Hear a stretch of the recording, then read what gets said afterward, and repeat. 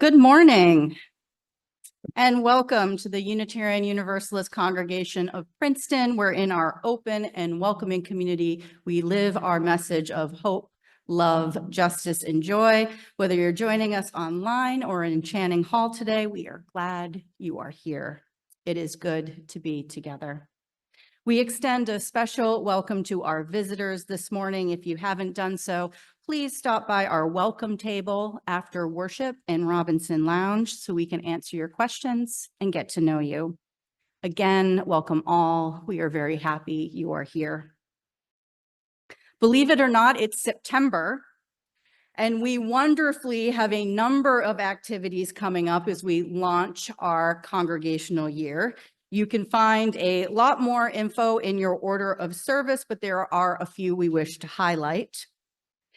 There has been interest in starting a men's group here at UU Princeton, a group that gathers for connection, service, and fun. And if you are interested in being a part of it, we invite you to gather and talk before worship next week, Sunday, September 8th at 9:30 in the Founders Room.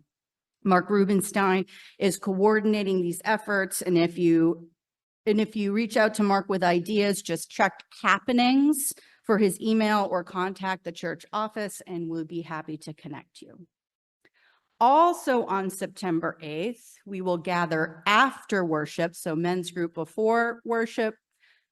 After worship, we will learn about various nonpartisan voter registration efforts that many among us are a part of, including the denominational push called UU the Vote. Democracy is an important value and practice in our faith, and the upcoming election is a time and a nonpartisan way to promote participation and voter engagement. That's next week after worship here in Channing Hall. And if you are already working on these efforts, please bring some information to share with one another.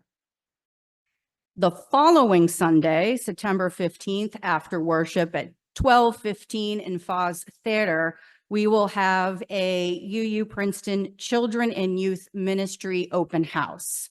Our fall to spring program for children and youth will begin on October 6th. And this open house is to learn more about what that program will be. It's a great event to spread the word about, invite your friends and neighbors. And if you are in need of childcare, if you RSVP on the UU Princeton website, we're going to try to set that up for those that might need it. Finally, save the date for then the weekend after.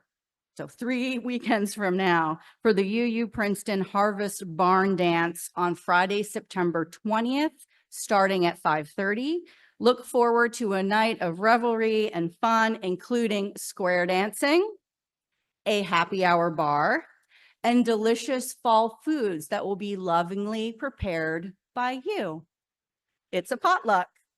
This will be fun for all ages, and families with children are part of that fun. Check Skylights for details, and you can visit the Sign Up Genius again on our website to RSVP.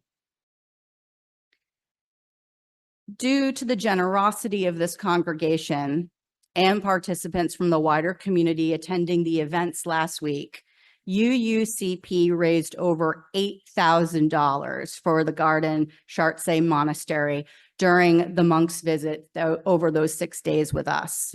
The visit was yes. The visit was supported by dozens of UUCP volunteers who cooked for the monks and staffed the event, and was coordinated by Steve Valerio. Many thanks to all. And now let us center ourselves in community alongside our companions here in Channing Hall, with us on Zoom. Our lives, our days unfold without sureness. We are born and come to this world with no roadmap of what we will be when we grow up, of what comes next in the journey. And that can at times feel frightening or freeing, or maybe both at once. With this natural uncertainty, how is it we know how our actions and words affect one another? If we made a difference, And if so, what kind of difference? Where do we find markers of positive change? Gathered within this community of spirit, heart, and mind, may we be reminded how deeply we matter, of how much we are capable, of how we are loved. May we know in this hour and beyond with certainty the miracle we are in our being, even in times when we might feel broken. May we too know we are blessed.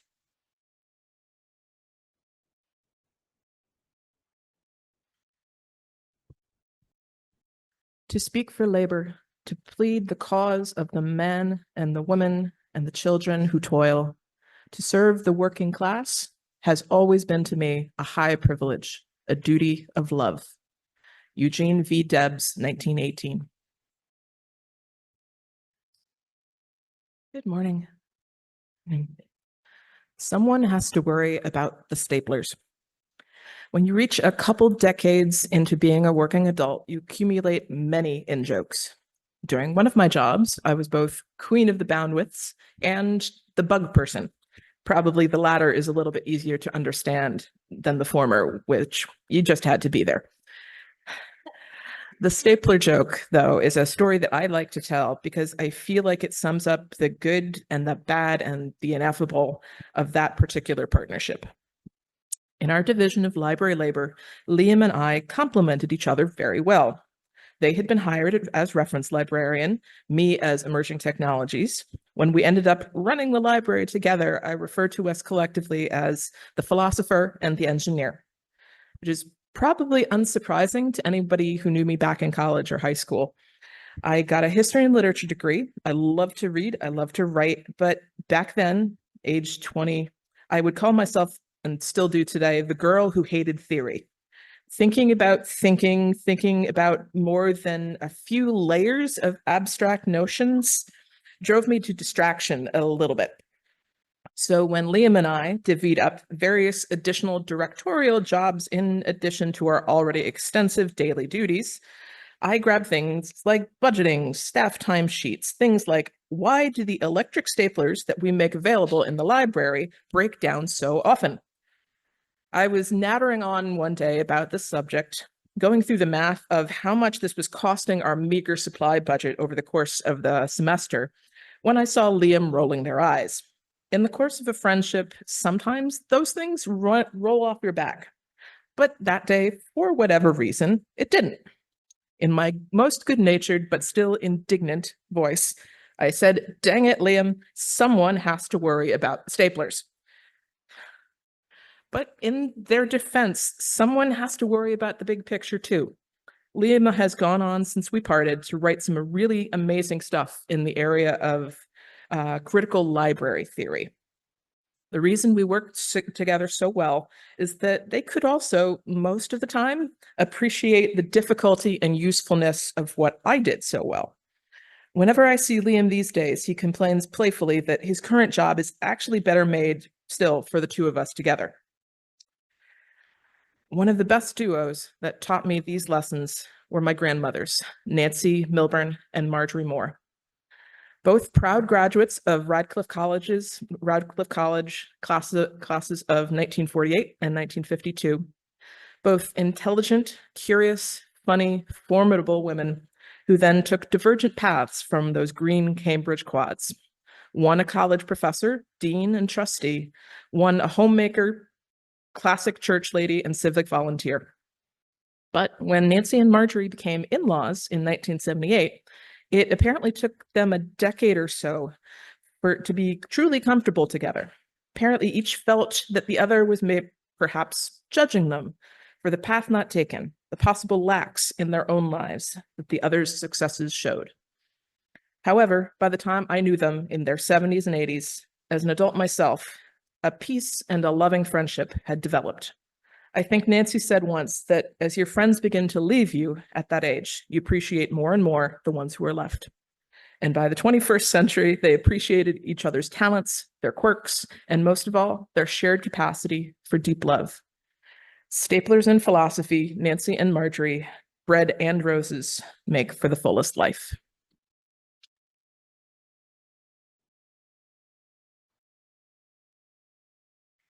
Some of my most prized possessions are handmade. The Afghan cozy, patterned in squares, shades of blue and white, crocheted by my mom many years back.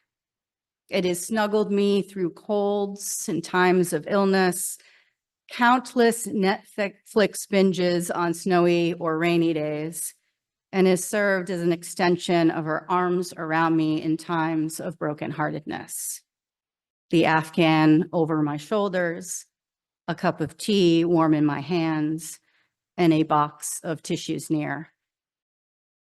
The holiday season of 2014, my mom made us all, her family, warm woolen scarves of different colors. Don't tell my siblings, but she told me that the scarf she made me was of the best yarn. It was ivory colored and left over from one of the baby blankets she had made in previous years for my nieces. It is especially soft. And it also feels especially strong for me. Mom made those scarves during her chemo treatments for breast cancer.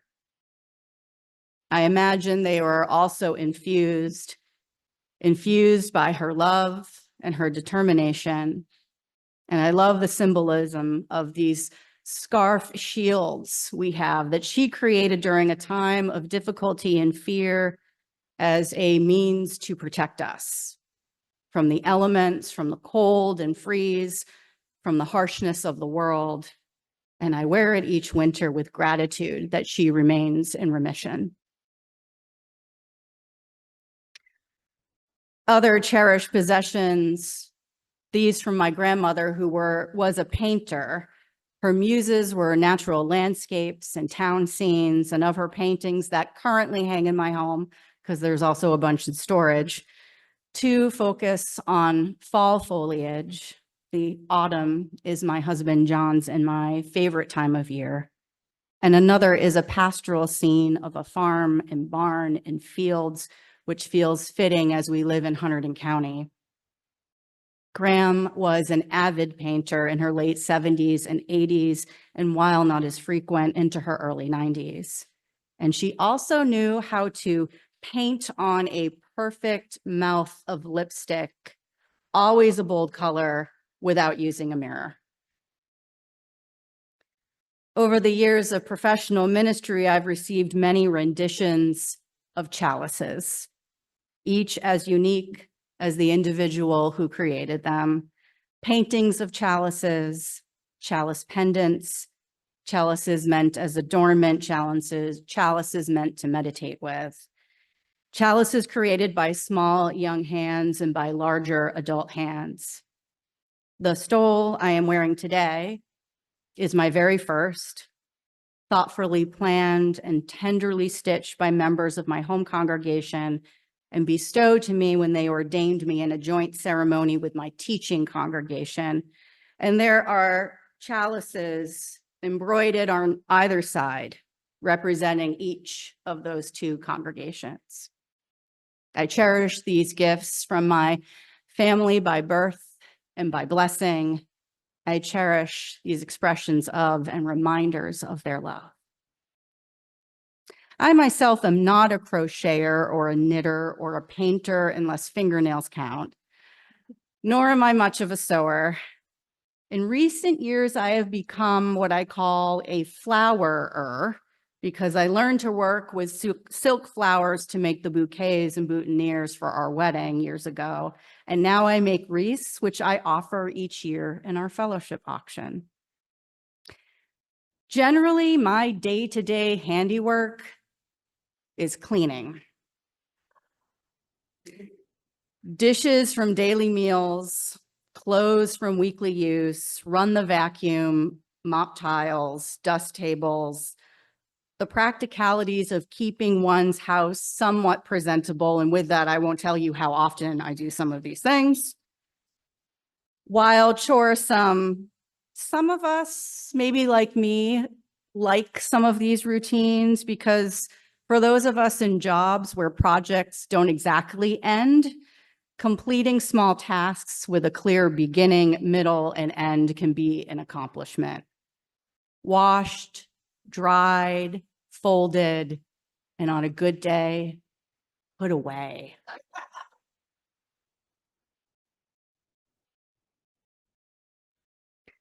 I've lifted these hands countless times to embrace the deep, abiding love of the universe and have asked for safe returns. Prayers for neighbors who leave in the dead of night via ambulance. Children in schools in times of trouble. Persons half a world away and on multiple continents who have been forced to flee bombing. I have asked for health and safety for them and for care and love to the friends who followed the ambulance and the car behind, to the parents desperately waiting for that moment that they hold their children again, and to those searching in the rubble after the explosion. My hands, and maybe yours too, have clasped and wrung for those faced with the worst outcome that befell them when prayers could not protect. The prayerful labor of our hands come in many fashions. I invite us to take a moment of meditation and reflection. Find a stillness in your body. You may wish to gently rest your hands in your lap. You can hold them a bit closer to your heart center. I invite you to think about, where have my hands been? This morning, this week, this year, this lifetime. And to take a deep breath in and out. How have my hands provided care and compassion to others, to myself? A deep breath in and out. Are there things, actions I might want to try to do differently in the future with these hands to increase their ability to provide care and compassion to others, to myself? A deep breath in and out. I invite you to take a moment to really look at your hands, the uniqueness of them, lines and fingertips that are yours alone, the ways they may have changed over time, changed based on the ways they have labored, changed due to things beyond our control, and still they serve in compassion and care. They serve. Take a deep breath in and out. These are the hands that provided needed care for the very youngest and oldest in our lives. These are the hands that have and do dry tears, give hugs, clean up, comfort, cook, and feed. These are the hands that wave in excitement, that clap and snap and pluck strings and pound keys. They tenderly hold our partners, our friends, our family. They hold another person's hand. They hold babies close at their births and for our dearest one last time at their deaths. These are the hands that tend the earth, plant, nurture, gently hold fruit and blossom. These are the hands turned over by the elements and by car engines that are arthritic and stiff from time on this earth or time on the computer or the construction site. These are the hands that drive the car, steer the bike, push the stroller or the swing. These are the hands that hold, touch, feel, make way, point onwards, rise up in prayer, rise up in pain, rise up in raucous laughter. These are our hands, sacred tools of our life. Now let us sense the many hands around us, all unique in how they present and to what they feel capable and called, and counted together the capacity, compassion, and calling contained by the hands in this space and beyond is amazing and humbling. Over the years, many hands have answered the call of this community, each in ways unique, capable, and called actions of purpose within these walls. Amongst our outside community, our hands have swept down, boxed up, moved over again, and then again, have set up and cleared countless mugs and bagels, lunches, brunches, and memorial service receptions. They've wired in new AV, have fiddled, fixed, discovered, designed, made new, made strong, made safer, made accessible. Ours are the hands that play music, turn on the soundboard, begin the Zoom, shut on and off the lights, hand out the orders of service. Ours are the hands that organize volunteers, make meals and deliver them, send cards, sharing words of our care for those in our community when they might need them, that light candles and place stones of remembrance, love, grief, and joy, that tend the garden of which our loved ones and their memories rest. Ours are the hands that have held vigil and signs of protest, including for rights of those who labor, whose work is deemed essential but not often protected, who march and will march again for women's civil and human rights. Ours are the hands that phone bank and write postcards to get out the vote, that rise in the air as we raise our voices for justice. Ours are the hands that hand out glue and stickers and set up spaces and activities that our children and youth enjoy, that hold the books as we discuss their meanings, that hold our warmth as we guide young spirits. Ours are the hands that have counted bills, written checks, placed coins into baskets for the continued support of the good works of this community and the wider community of which we serve.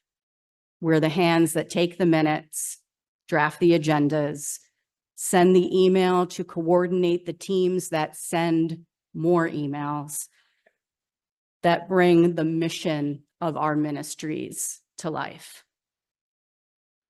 Ours are the hands of many more actions that we could ever hold up in just this moment. We know where our hands have been. We are grateful for where our hands have been. A Song for the Unsung by Steve Crump. You make the coffee, set up the tables, and organize the cleaning when the rest of us have gone home. You know where the brooms and the supplies are kept. You run to the store in the nick of time. You find the great stuff to sell at the fundraiser. You remember to use I language. You speak passionately with a clear voice and listen with open-mindedness. You consider your tone when you speak. You say you want to be part of the solution, part of the healing by hanging in there. You come up with new ideas. You gracefully accept the group choosing someone else's idea. You step up to make the extra contribution. You make welcoming room for others. You acknowledge children and are happy to be around them. You hold a child, hold a confidence, hold a hand. You go the extra mile, contribute the extra dollar, and give the benefit of the doubt. You know that congregational life is all about relationships. And because you know this, your spiritual discipline of forgiveness is always at hand. You, with your presence alone, offer a holy companionship. You accompany others in their dark night of the soul. You do what you do because you can. You often wish you could do more. You labor not for praise or for a song, but for the good of doing, but for the good in the doing of work. But we sing a song of praise for you, the unsung in our church. And our hearts are glad in the singing because we know the many things you do. We appreciate you very much. We know that each and every person in this room has helped another and does so regularly. We will celebrate those compassionate responses and all of us with a blessing of the hands ceremony this morning. The ritual is for each of us and all the unsung ways we care, living with purpose. We will first place a few drops of water from the water collected during our last water communion ceremony. We'll place those into each pitcher as the symbol of the renewal, hopes, and blessings we infuse into the water over years and generations. In a moment, we will invite you forward to come and be refreshed, to let the healing power of our community, past and present, and the abiding love that holds us all fill you, to let your hands be washed of fatigue and accept the gratitude and the blessings of this community. And for those who may prefer it, we will also travel to you for your receipt of this blessing, and you can indicate that by raising your hand. For all others, we'll invite you forward again in just a moment after we first bless the hands of our blessing bestowers and receive our shared blessing of appreciation and renewal.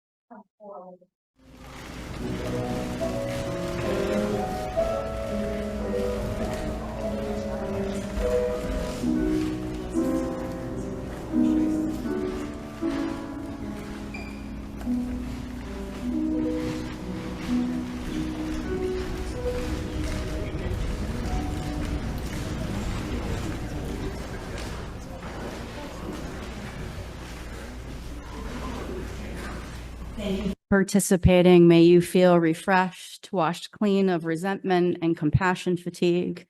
May you feel appreciated and thanked. May you know your gifts of service to be the blessing that they are. Amen and blessed be. At the end of our hour, we extinguish our chalice, knowing that its light carries us until we gather again.